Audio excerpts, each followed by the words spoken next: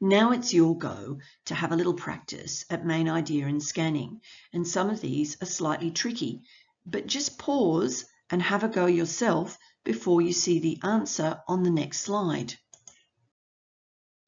So we always preview a text before we read in detail to see the main idea of a text. So you have a go now. Which 3 things would you preview on this page? Pause the slide and have a think. So what you should have previewed is that you saw that the title was Solar System Postcard. You saw the pictures were about the sun and the planets, and you saw that there's a postcard with facts about the solar system. So let's practice a bit of scanning now. Pause the slide and have a go at scanning to find the answer for this question. So when you had a look, you know that according to the text means you just can't guess. You then choose closest planets as the thing to scan for. And when you get there, you get the answer, rocky planets. So let's preview this text.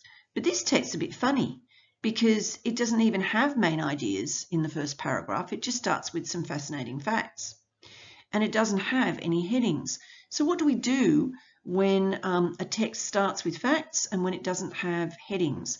Well, what we do is we check out the end to see if there's a main idea, and we check out the topic sentences. So you have a go and see if you know what this text is about. Pause it and have a go. So when you had a look at this, you could see really that the main idea of this text is earthworms in the title. But you had to jump to the end and you had to look at the topic sentences. So let's have a little think here. The end says that earthworms are the most important animals in the world. And so let's use that as our main idea, but let's go through and use the topic sentences as the reasons that earthworms are the most important, because they make soil healthy, their hairs make air tunnels, and they are food for so many animals. So let's do a scanning practice here. You have a go on your own. Pause the slide. When we're scanning, we always have to choose the word in the question to scan for. So we had to choose eat, and we had to choose tunnels. And then when we scan for those words, we can read around it and we find the answer. So let's look at this text.